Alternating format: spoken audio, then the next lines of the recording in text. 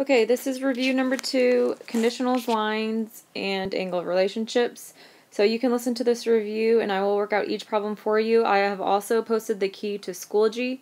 So if you want to work a problem, then check it on Schoology as you go. You can do that also. It is going to be under the Unit 2 folder and it should say key to the review. Okay, number 1, here we go. It says, look for a pattern. What are the next two terms in the sequence? So we have 55, 44, 33, and 22. Okay, so we're looking for a pattern. So it's 5 twice, and then 4 twice, and then 3 twice, and then 2 twice. So the number is repeating, it's just decreasing by 1 each time. So if you have 2, if you decrease that by 1, you get 1, but remember, you have to write it twice. Okay, if you decrease that again by 1, you go to 0, but you have to write it twice. Keep going. It's -1, -1. -2, -2. Okay, so the next, that's more than 2, but the next two terms in the sequence would be 1, 1, and 0, 0. Okay, for problem 2, it says, what do you need to provide a to prove a conjecture false? So remember, conjecture is just a conclusion that you make about something. So you need a counterexample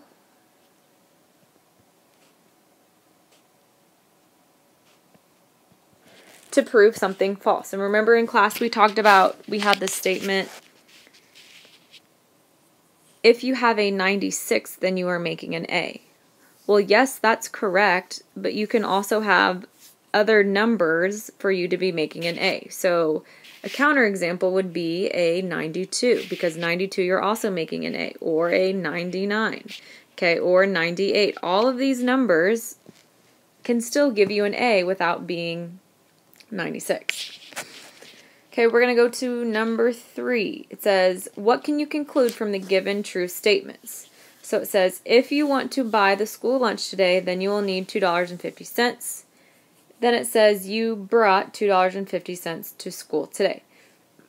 Okay, so remember the law of detachment and the law of syllogism. So law of detachment, remember it's going to give you a statement, and then the next sentence has to match the first part of the original statement. And then the law of syllogism, it's kind of like a chain of events. If A goes to B and B goes to C, then you know A goes to C. So on this one, the first part of my statement says, if you want to buy the school lunch today, okay, then you will need $2.50. Well, I need, if you want to buy the school lunch today, to match the first part of my second sentence. Let's go to the second sentence. It says, you brought $2.50 to school today. Those do not match. So since those do not match, you cannot conclude anything about this statement. So no conclusion.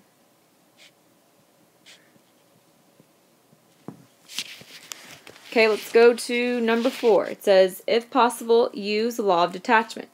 It says, if a given student gets an A on the final exam, then the student will pass the course. Then the second statement says, Felicia got an A on her history final exam.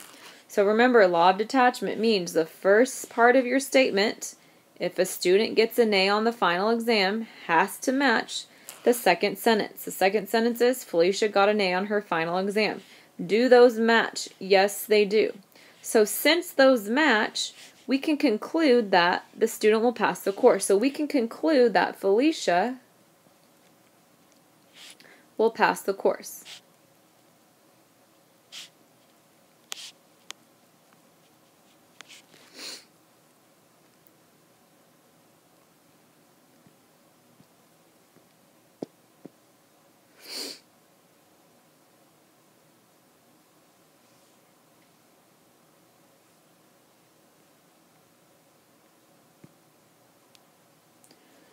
Okay, let me scroll for a second.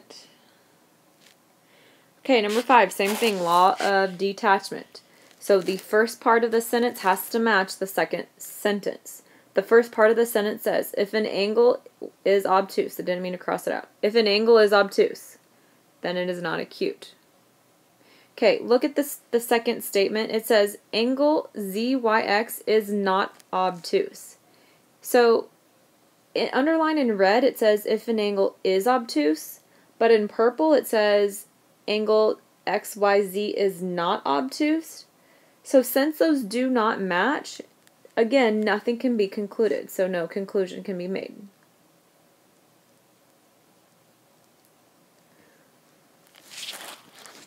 Okay, number 6, it says, if possible, use the law of syllogism. Remember, this is if A goes to B and B goes to C, then A goes to C. First part, it says, if a whole number ends in 6, then it is divisible by 2. That's our first statement. Okay, now in order for syllogism to work, the next part, the second sentence, has to start with if it is divisible by 2. Let's see what it says. It says, if a whole number ends in 4, then it is divisible by 2. Okay, these do not match. So if you have, so it says, it is divisible by 2, and then a whole number ends in -4. Those do not match, so it says, if possible, use the law of syllogism. You can't use the law of syllogism, so nothing can be concluded. So again, no conclusion. Sorry, my handwriting's so great with this stylus. Okay, number 7, here we go. It says, if at all possible, use the law of syllogism. Alright, so we have, if you wake up late, then you miss the bus. So in order for us to use law of syllogism, the next sentence has to start with, if you miss the bus. If you miss the bus, ding, ding, ding, it does. Let me change my color. Then you will be late for school. Okay, so if you're looking right here, it says, if you wake up late, then you miss the bus. Since then you miss the bus matches, look, you miss the bus. So you can conclude that if you wake up late, then you are late for school. So we have, if you wake up late,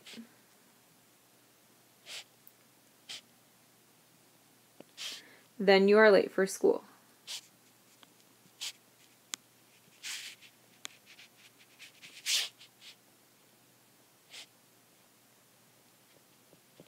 Okay, and that makes sense because we have purple goes to red, and if red goes to blue, can't you say that purple also goes to blue? Yes, you can. Okay, number 8. It says, identify the hypothesis and conclusion of each conditional. Okay, so remember a conditional is always in an if P, then Q format. P is always your hypothesis and Q is always your conditional. So whatever is after if, okay, remember if is not included, and before then, that's going to be your hypothesis. So it says, if you are a lawyer, then you passed the bar exam. So we're going to find if, which is right here. Everything after if, until then, is your hypothesis. So we have, if you are a lawyer, that is your P or your hypothesis.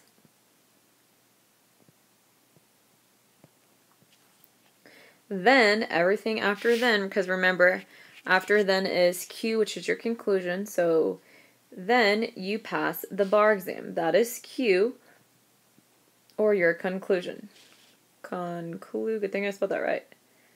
Whatever. Y'all know what I mean. Okay, number 9. It says, write the converse, inverse, and contrapositum of the given conditional statement. Determine the truth value of all 4 statements. If a statement is false, give a counter example. Okay, so it says, if you do not live in Tampa, then you do not live in Florida. So what we first need to do, we're given the conditionals. Remember, a conditional is an if P, then Q format. So if you do not live in Tampa, that is your hypothesis, then you do not live in Florida. That is your conclusion. Okay, so there's no way that I'm going to be able to fit all of this on writing with this stylus, but we will go over them. So a converse, and you're going to have to write these out. So a converse is a Q to P. So it's if Q, then P. So what Q to P is you would start here. So if you do not live in Florida, and you should be writing this down because I'm going to check. So if you do not live in Florida, then go to P, you do not live in Tampa. Okay? Your inverse is not P, then not Q. So we have not P to not Q. Remember, you're going to have to write this in words. So not P. So we wanted, whatever our P statement is, our hypothesis, we have to make it negative. So currently it says, if you do not live in Tampa. So right now it is negative. The opposite of a negative is a positive. So somehow we're going to change this to a positive. So if we were going to change this to a positive, it would just say, if you do live in Tampa. Okay, now we also have to make the conclusion also negative. But look right now, it says you do not live in Florida. So if this is negative right now, if I need to make it negative, it's going to be positive because two negatives make a positive. So my inverse statement is, if you do live in Tampa, then you do live in Florida. And for the last one, the contrapositive,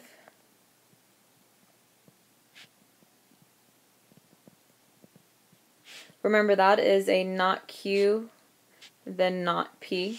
So we just talked about, since our statement, our conditional is negative, when you were to change it to an actual negative, it's going to become positive.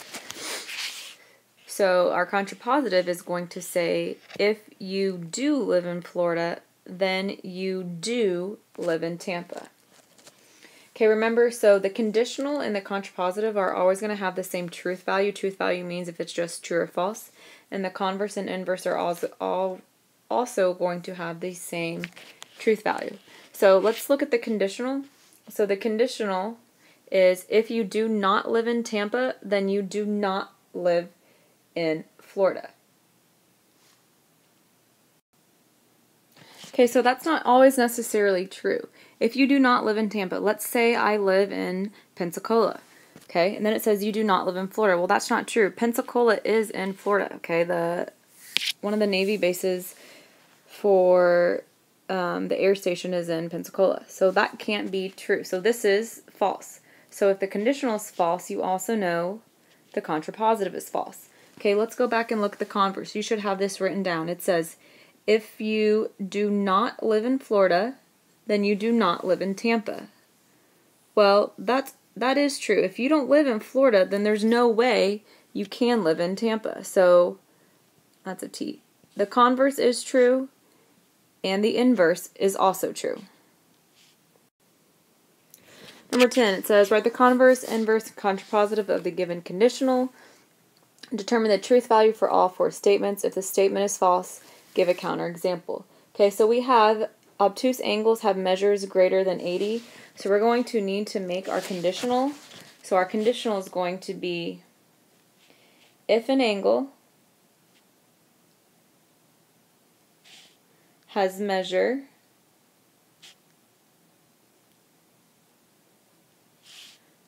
greater than 90,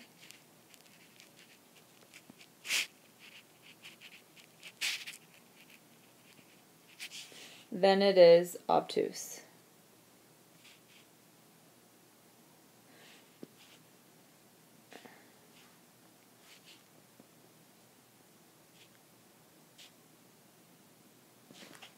So we have, if an angle has a measure greater than 90, that is our hypothesis, so that's our P, then, that's the then, it is obtuse, that is our Q, that is our conclusion.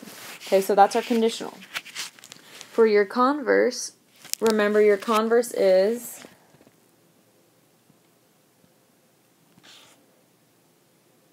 Q to P, so if Q, then P. So that would say, if the angle is obtuse, then it has a measure greater than 90. You can have your inverse. Remember, your inverse is not P, then not Q. So it would say, if an angle does not have a measure greater than 90, then it is not obtuse. And for the contrapositive,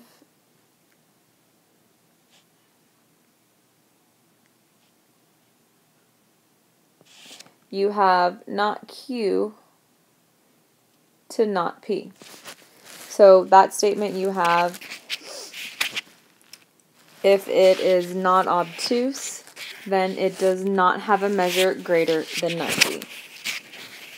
Okay, let's go to number 12. It says, consider the consider the true or the following true conditional. Is the converse true? If so, combine the statement as a biconditional. So our conditional we have here is if a number is even, then it is divisible by 2. Okay, so we have a number is even is our hypothesis, and it is divisible by 2 is your conclusion. Remember, the converse is just switching the P and the Q, so a converse is really Q to P. And if we can say that's true, then we can make a biconditional. Remember, a biconditional is an if and only if statement. So let's look. So if we read from Q to P, we would read, if a number is divisible by 2, then the number is even. Okay, well, both of those are true. Since both of those are true, you can write your biconditional. Remember, a biconditional is P, if and only if Q. Okay, remember this I, capital F, that means if and only if you want to write it shortened. If you want to write it out, go for it. I don't care. Okay, so P, since both of these are true, since the conditional and the converse is true, we can write if a number is even, or I'm sorry, not if. Remember, if is not part of your hypothesis. So we can say a number is even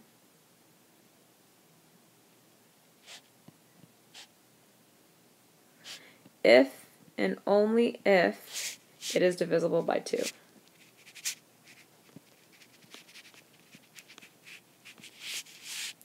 Oh, I'm running out of room. By 2.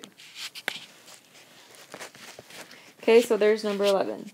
On number 12, it says, can the following biconditional be rewritten as two conditional statements? If so, identify the conditionals. If not, explain why. Okay, number 12, it says, can the following biconditional, remember biconditional is an if and only if statement, can be rewritten as two conditional statements. So that means, can you write it as the conditional and the converse? If so, identify the two conditionals. If not, explain why. So we have a quadrilateral is a trapezoid. If and only if it has exactly one pair of parallel sides. So if and only if is kind of what you're looking for, because remember, a biconditional is written as P, if and only if Q. So if you can find the if and only if, you know everything in front of it is P, and you know everything after it is Q. So once you have P and Q, you can go back and write your conditional statements. So your conditional would be if a quadrilateral, so if a quadrilateral is a trapezoid, then it has exactly one pair of parallel sides. Okay, that is true. So that is your first conditional statement. So you are writing that on your paper. You're writing if P, then Q. The other statement that has to be true in order for for the biconditional to work is the converse. Okay, remember the converse is if Q, then P. So for the converse, we have if it has exactly one pair of parallel sides, then a quadrilateral is a trapezoid.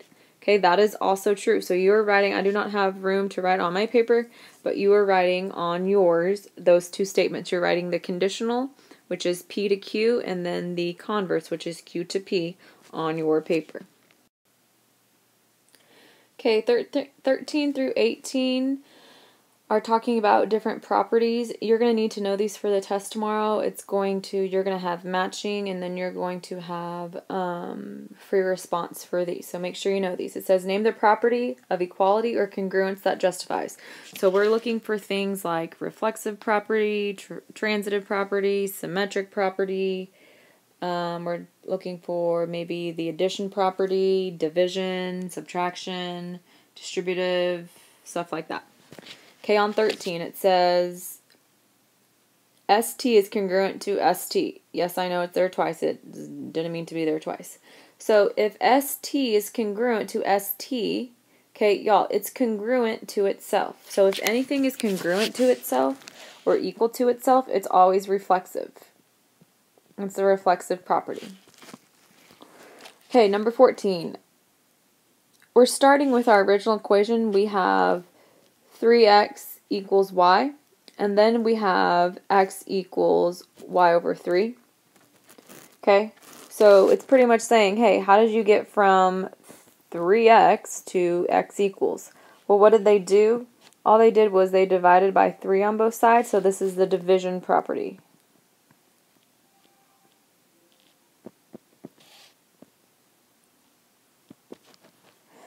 Okay, number 15. I know yours looks a little different than mine. There was a typo, so I rearranged the order, but it's still, you should be able to tell what's going on. So we're starting with 3 parentheses 2x minus 1, and then it takes us to 6x minus 3. So the only way we can go from 3 parentheses 2x minus 1 to 6x minus 3 is by distributing. So this is the distributive property.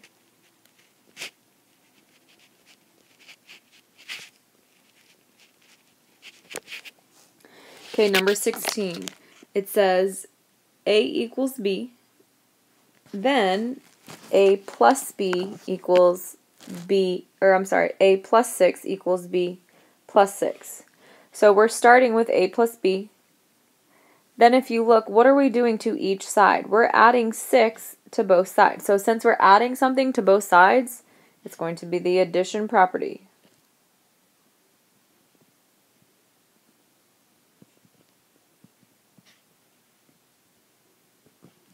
Okay, number 17, we have if 4 equals x, then x equals 4. So if those go hand in hand back and forth like that, that's going to be your symmetric property.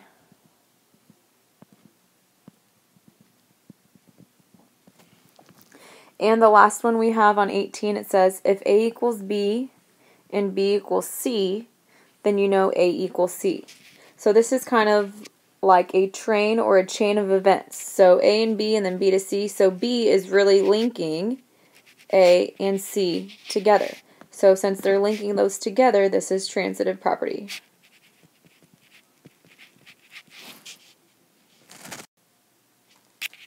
Okay, number 19, it says given angle 1 is congruent to angle 4, you need to prove that angle 2 is congruent to angle 3.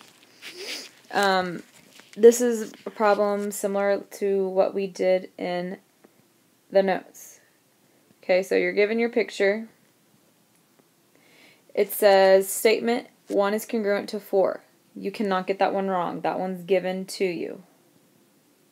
So you know 1 and 4 are congruent. Okay, if you know 1 and 4 are congruent, go to the next statement. It says 4 is congruent to 2. Well, look at your picture. You have angle 4 right here and angle 2 right there. Okay, those angles, okay, they're opposite angles and they share that common endpoint. So those are vertical angles. So you know they are congruent by vertical angles. Okay, so with the first statements that we know 1 is congruent to 4 and we know 4 is congruent to 2. So the next statement is missing, but the reason it gives me is a transitive property. So it's kind of like a chain of events. If 1 is congruent to 4 and 4 is congruent to 2, can't I say that 1 is also congruent to 2? Yes, I can. So I can say angle 1 is congruent to angle 2 by the transitive property.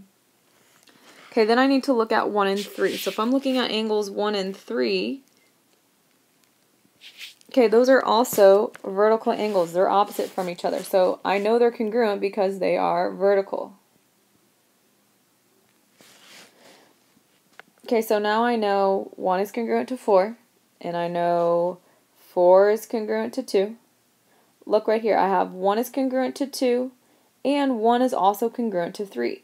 So if 1's congruent to 3, and 1 is congruent to 2, and 1 is congruent to 3, if 1 is congruent to both of these, aren't they also congruent? Yes, 2 is also congruent to 3. That's like that chain of events. So this is the transitive property.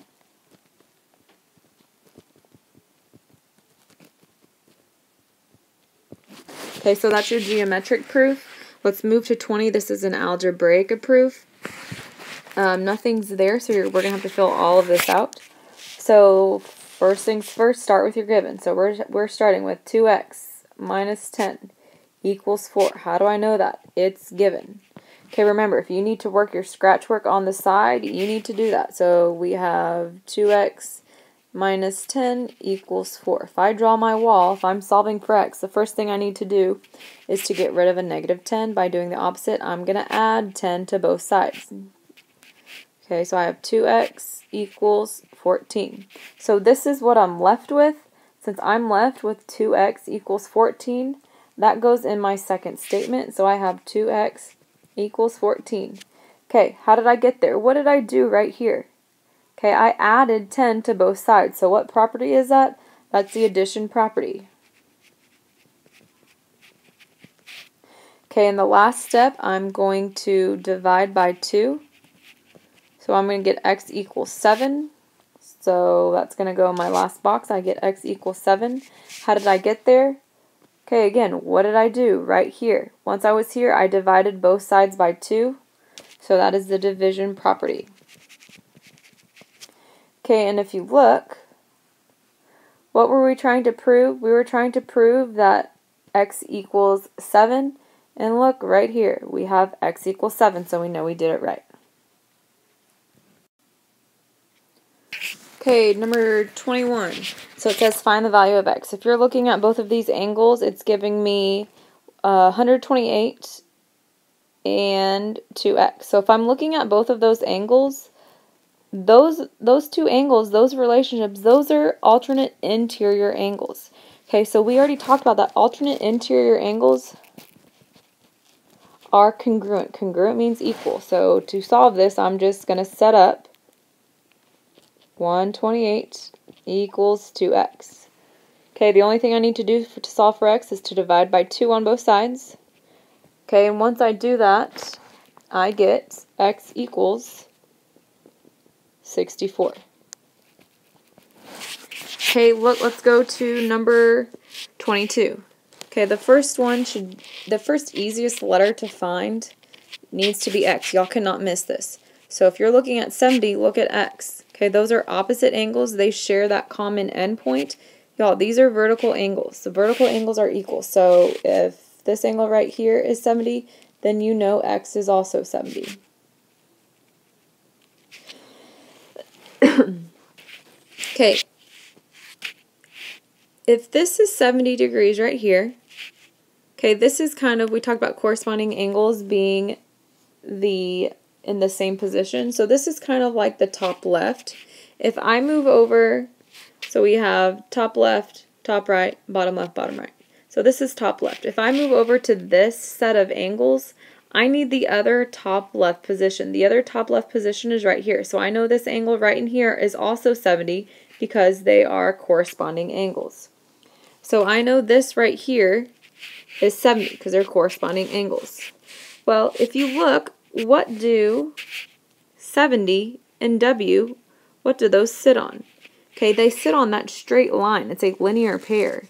So if it's a linear pair, it equals 180. So to find W, you're just going to do 180 minus 70 to find what's left over, and you're going to get 110. So if W is 110, what do you know about W and Y? W and Y are also vertical angles. They're opposite from each other, so those also have to be equal. Okay, number 23. If we're looking at both of these angles, we have a measure of 51 and we have a measure of 2x plus 1. If you're looking at these angles, these are alternate exterior angles. Okay, so that means they are also equal. So if those are equal, just set them equal to each other. So we have 2x plus 1 equals 151. If you're solving for x, you're going to get rid of a positive 1 first by subtracting 1 to both sides. So we have 2x equals 150. Okay, when to solve for x, you're going to divide by 2 on both sides. And you're going to get x equals 75.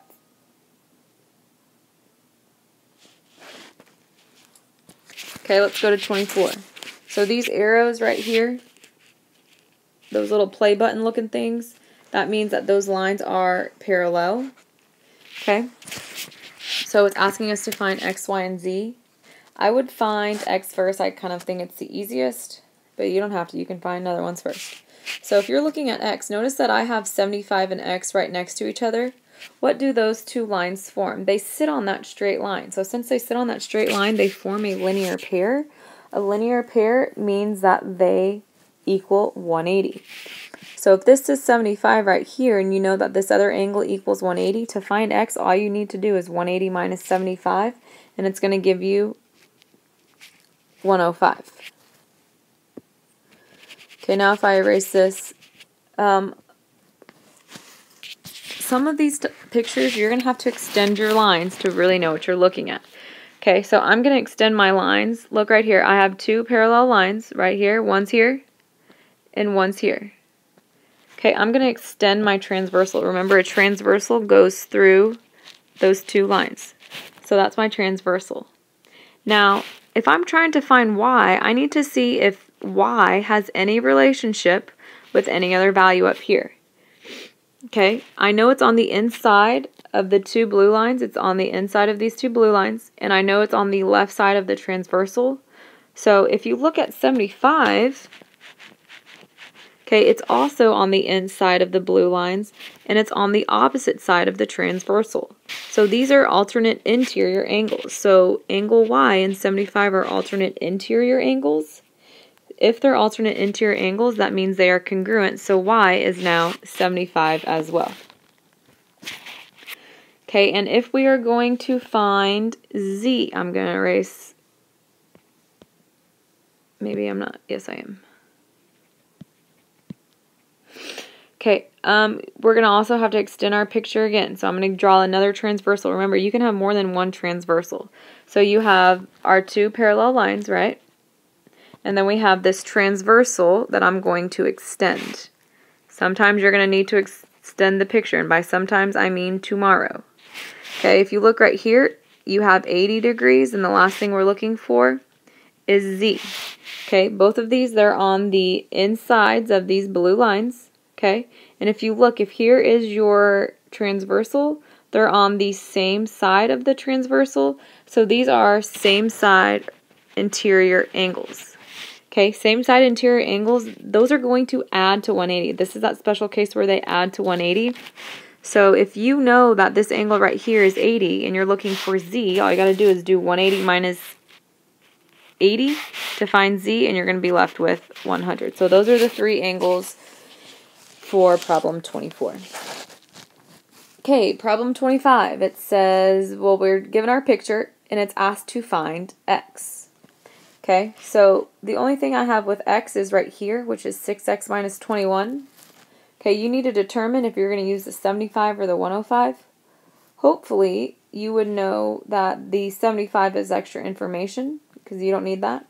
And hopefully you would see that the 105, those two angles are, those are vertical angles. Remember, vertical angles, they share a common endpoint and they're opposite from each other.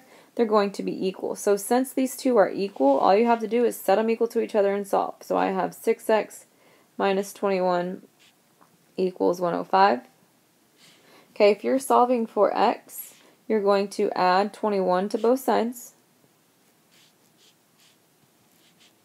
You have 6x equals 105 plus 21 is 126. Okay, and if you're still solving for x, you're going to divide by 6 on both sides. And you get x equals 21. Okay, let's go to problem 26. So in this problem, it's asking for both x and y. So if I'm solving for x first, I'm going to find x, so I have x minus 15. Notice that x minus 15 and 52, those are vertical angles. They're opposite from each other. They share a common endpoint, so I know they are equal. They're congruent, so I'm going to set them equal to each other. So I have x minus 15 equals 52. Okay, so if you're solving for x here, you would have to first get rid of a negative 15 by adding 15 to both sides. So I know x equals 67. Okay, so that's my first answer. And if I am solving for, let me get another color.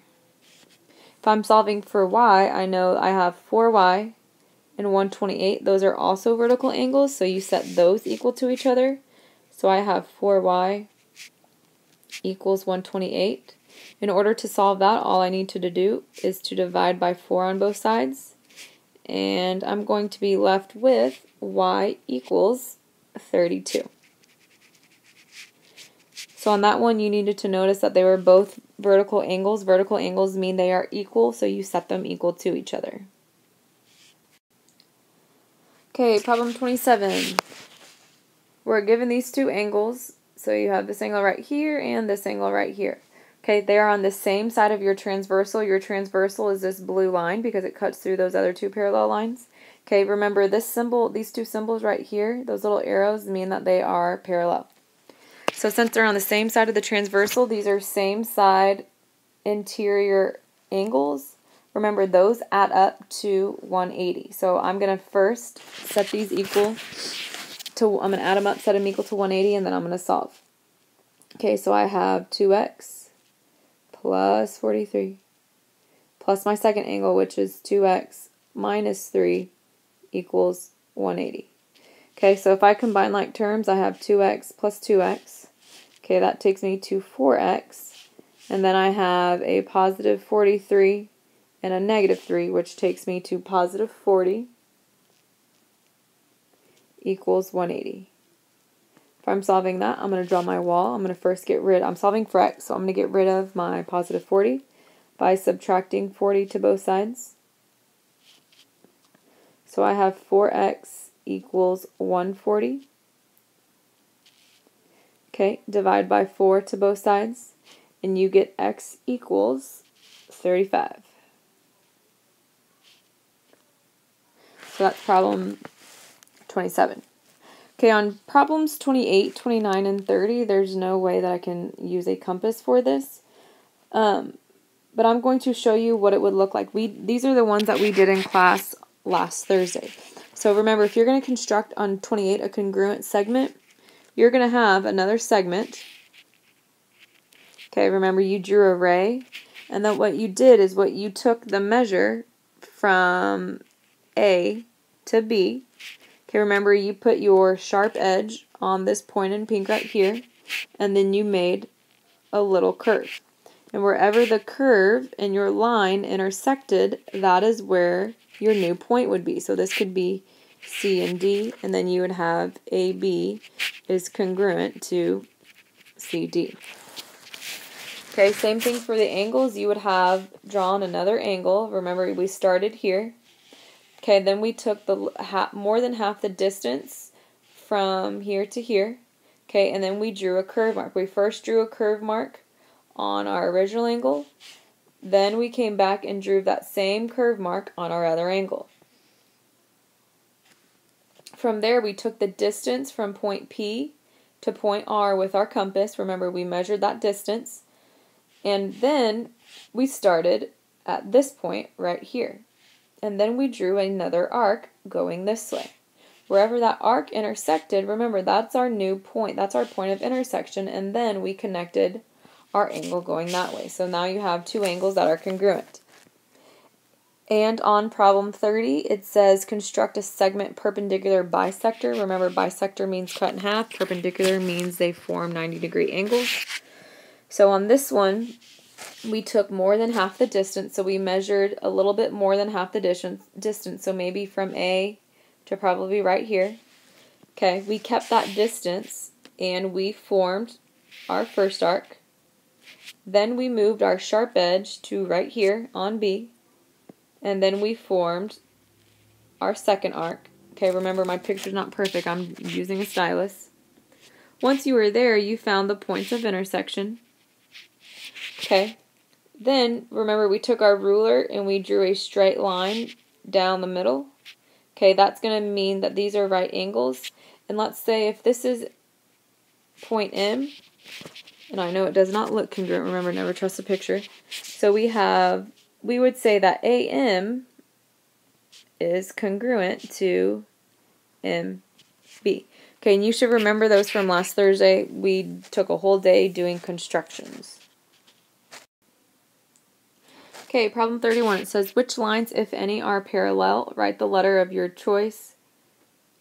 Use the figure at the right. Okay, so either C and D are going to be parallel, or A and B are going to be parallel. We got to figure out which one it is. So it says, it's given us that 10 is congruent to 12. Angle 10 is congruent to angle 12. So we need to first find those angles. So I have angle 10 right here is congruent to angle 12 right here. Okay, now how I do this, 3 of these lines are going to be used. Okay, so 10 is sitting on this line right here. 12 is sitting on this line right here. And both of them, 10 and 12, are sitting on this line right here. So the only line that is not being used is A. Line A has nothing to do with those two angles. So since line A has nothing to do with those two angles, the only two sets of lines that can be parallel have to be C and D. Okay, so that's saying C and D are your parallel lines. And then if you look right here, this line right here that I'm going over in green right now, that's actually your transversal. So line B is actually your transversal. Remember, a transversal goes through any two lines. Okay, so I'm going to erase this picture, then we'll go over this again.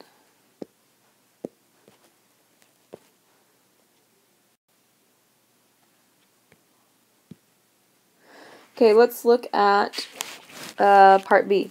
So we have, it says angle 7. Let's find 7. And angle 11. And I'm sorry, all of it's not erasing. I don't know why. It's saying that those two are 180. Well, if you look at that, they're 180 because those have to be same side interior angles. So in order for those to be same side interior angles, notice that 7 is sitting on line A in blue. 11 is sitting on line B. And then right here we have line D, which is your transversal. So the only two lines that could possibly be your parallel lines are A and B. Nothing else can be parallel because C has nothing to do with those two lines, so it definitely can't be C and D. Okay, we're going to go over number C. So it says, this one it's saying that angle 14, find 14, is congruent to angle 1. Okay, look at the lines that they're sitting on. Where are your lines at? So you have angle 1, it has to do with line A, and angle 14 has to do with line B. And notice, look right here, you have your transversal for C. Okay, D is not being used at all. D is not being used at all, so that means C and D can't be parallel because your only two options are either C and D are parallel or A and B are parallel. So since D is not being used, again, this is A and B. So those two lines are parallel. Okay, let's look at part D. It says angle 8 is congruent to angle 16. You got to find those two angles. You have angle 8 right here and angle 16 right here. Okay, angle 8 is sitting on part of the line for line A. 16 is on part of the line for line B. Okay, what's the transversal that goes through them? That's also touching those angles, line D.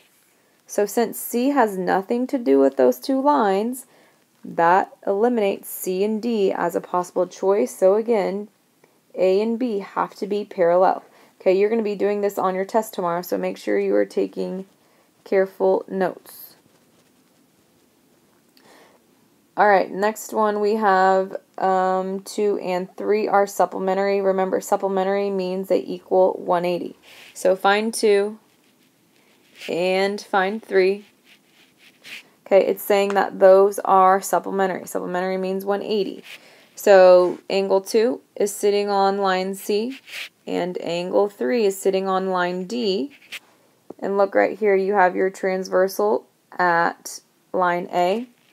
Okay, B has nothing to do with those two angles. So since B is out, that makes the only answer choice C and D.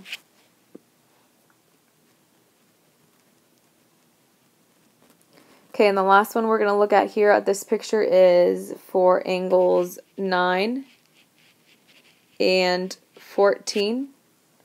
Okay, 9 and 14, y'all, those are vertical angles. Those are vertical angles.